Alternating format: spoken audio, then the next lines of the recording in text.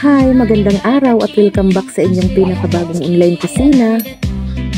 Today ay samahan niyo naman ako magluto ng classic Filipino dish na laing. Ang mga ingredients natin ay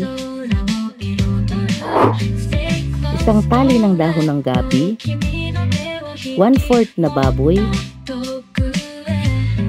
tig-isang una at pangalawang piga ng niyog, bawang, sibuyas, luya,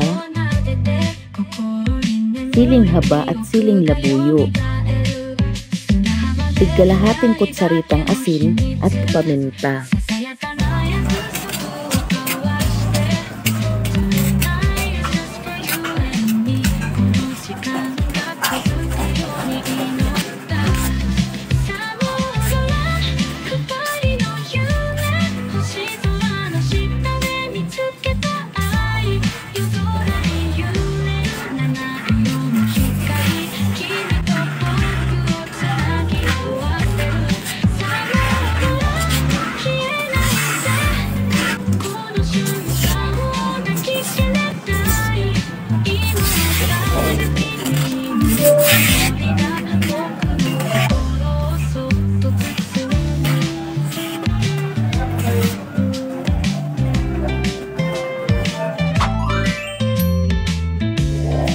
Kapag handa na ang ating pansahog ay magsalang na tayo ng tubig sa kawali at magpalambot ng baboy dito hanggang sa maging brown at magmantika ito.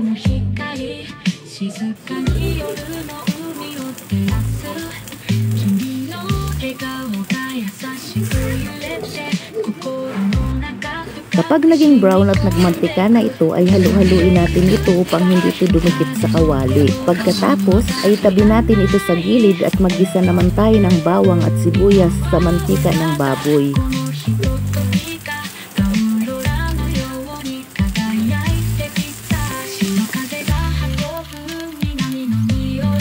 Maya-maya pa ay igisa na rin natin ang luya,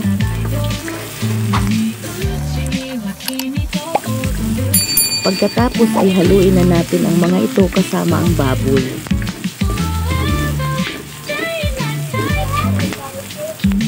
Maaari na rin tayo maglagay ng ikalawang piga ng niyog.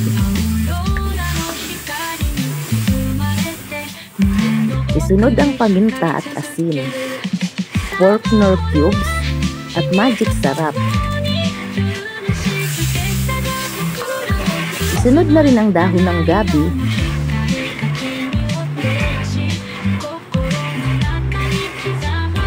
haluin ito ng dahan-dahan at hayaan itong maluto sa loob ng 20 to 30 minutes. Kung kulang ang sabaw ay maaari kayo magdagdag pa ng tubig para siguraduhin maluto ang gabi para hindi siya makatikainin.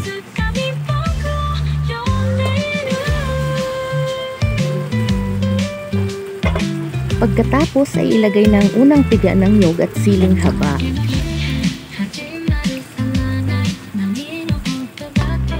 Haluin ito ng bahagya at hayaan itong maluto hanggang sa matuyo ang sabaw nito o hanggang sa lumapot ito.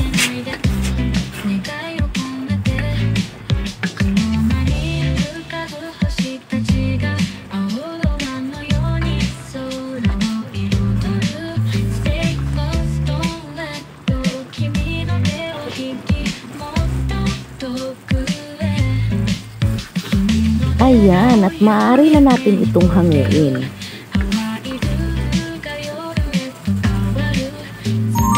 Eto na at maaari na natin ihain ang ating classic Filipino laing. Napakadali na gawin at napakasarap pa. Maaari rin kayo gumamit ng iba't ibang karne tulad ng manok at isda at daing. At kung mahilig kayo sa bagoong at patis ay pwedeng-pwede rin kayo maglagay.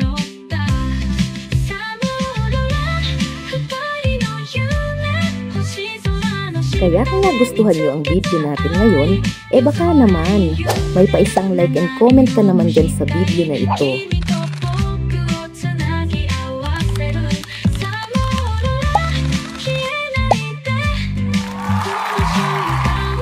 At baka pwedeng pakipindot na din ang ating subscribe button dito sa ibaba to help us grow our channel at para ma-update ka na din sa mga susunod pa namin mga new recipe video every week. Maraming salamat sa panonood and see you sa aming next video.